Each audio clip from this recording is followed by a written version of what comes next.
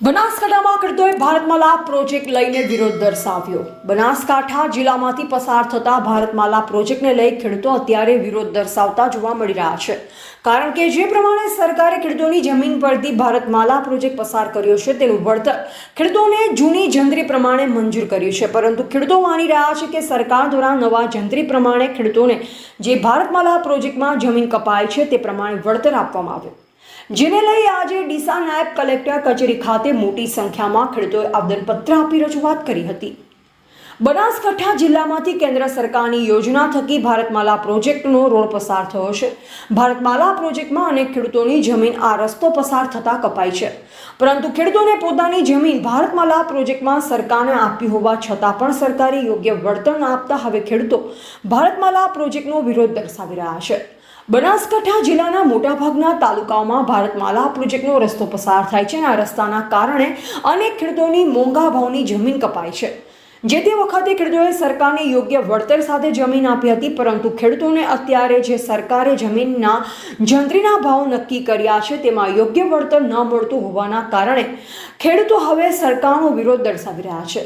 આજે બનાસકાંઠા જિલ્લાના દિયોદર, કાંકરેજ, લાખણી, ભાભર તાલુકામાં ખેડૂતોને વળતરને લઈ રેલી સ્વરૂપે આવેદનપત્ર આપવા માટે ડીસા નાયબ કલેક્ટર કચેરીએ પહોંચ્યા હતા, જ્યાં ખેડૂતોએ સરકારના વિરોધમાં નાયબ કલેક્ટર કચેરી આગળ બેસી અને રામધૂન બોલાવી છેલ્લા ઘણા સમયથી વળતરને લઈ ખેડૂતો સરકારનો વિરોધ દર્શાવી રહ્યા છે। આજે પણ ખેડૂતોએ નાયબ કલેક્ટરને આવેદનપત્ર આપી ખેડૂતોએ રજૂઆત કરી કે સરકાર અત્યારે અમારા વિસ્તારની મોંઘા ભાવની જમીન ભારતમાલા પ્રોજેક્ટમાં ઉપયોગ કરી જૂના જંત્રીના ભાવ પ્રમાણે વળતર ચૂકવવાની વાત કરે છે, પરંતુ અમારા ખેડૂતો મોટાભાગે પશુપાલન અને ખેતી ઉપર નિર્ભર છે, ત્યારે સરકાર ખેડૂતોને નવી જંત્રી પ્રમાણે વળતર આપે તેવી ખેડૂતોની માંગ કરી હતી।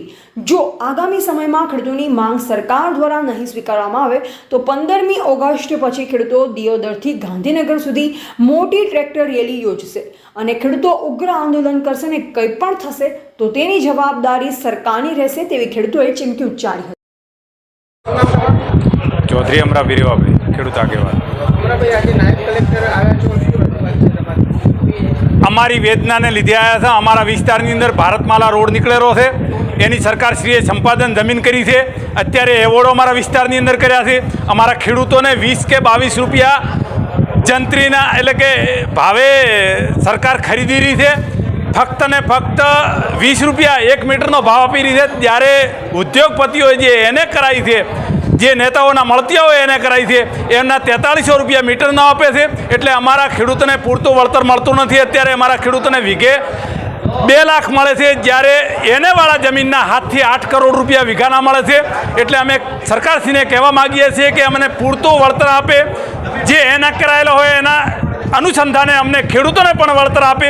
એના અનુસંધાને અત્યારે નાયબ કલેક્ટર સાહેબશ્રીને રજૂઆત કરવા આવ્યા છે। આ રજૂઆતો અમે મુખ્યમંત્રી સુધી કરી છે, આપણા કલેક્ટર સાહેબશ્રીને પણ કરી હતી, પણ અમારા નિર્ણય લીધેલો નથી। અમે સરકારશ્રીને કહેવા માગીએ છીએ કે ટૂંક સમયની અંદર અમારે યોગ્ય નિર્ણય લઈ લે તો આવતા સમયની અંદર ખેડૂતો થરાદથી ગાંધીનગર સુધી મહા ટ્રેક્ટર રેલી કરશે અને આંદોલન કરશે। આની તમામ જવાબદારી સરકારની રહેશે। જય જવાન, જય કિસાન। વિપુલભાઈ, શું માંગણી છે અને કેટલા વર્ષથી આ તમારી માંગણી? છેલ્લા 3 વર્ષથી આ થરાદથી અમદાવાદના 156 ગામના ખેડૂતો 3 વર્ષથી મહેનત કરી રહ્યા છે। આ જમીનના જે 21 રૂપિયા સાસની થેલી પણ ના આવે એ ભાવ પ્રમાણે સરકાર જે રીતે આનું વળતર આપી રહી છે અને જે રીતે 4300 રૂપિયા જે એને પ્રમાણેના જમીનના જે વળતર આપી રહી છે, બેનો આટલો બધો ડિફરન્સ।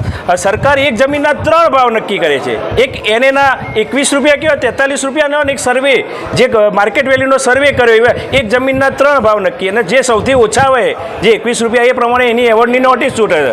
સરકારને પોતાને શરમ જેવી કોઈ વસ્તુ હોવી જોઈએ કે એક જમીનના 3 ભાવ ના હોય। સરકાર પોતે એક સર્વે કરેલો એક જૂના પ્રમાણે અને એક એને પ્રમાણે 21 રૂપિયા અને 4300 રૂપિયાના ભાવ પ્રમાણે। હવે આ ખેડૂતોને બહુ મોટો અન્યાય છે, ખેડૂત બીજી જમીન પણ નહીં લઈ શકે, અને જો આ રીતે જો ખેડૂતો ખેડૂતો મરી જશે.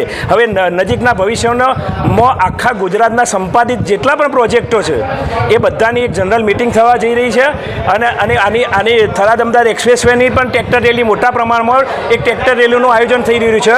એટલે 15મી ઓગસ્ટ સુધી ખેડૂત સમિતિની એક કંઈક ચર્ચામાં એવું નીકળ્યું છે કે 15મી ઓગસ્ટ સુધી આનું નિરાકરણ ના આવે તો 15મી ઓગસ્ટ પછીનો એક નજીકની ડેટ લઈ અને મહા ટ્રેક્ટર રેલીનું પણ આયોજન ખેડૂતો કરશે.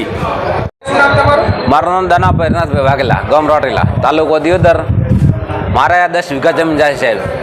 રોડ માથે છે, રોડ ઉપર હાઈવે ટચ ખેતર, દિયોદરથી જેતડા હાઈવે ઉપર ખેતર છે. મારે 10 વીઘા જમીનના 30 લાખ ખાલી આવે છે. અત્યારે એક ભાગના 23 લાખ રૂપિયા આવે છે, એકના ટુકડાના 6 લાખ રૂપિયા આવે છે. એમ કરીને 30 લાખ રૂપિયા મને વળતર મળે છે.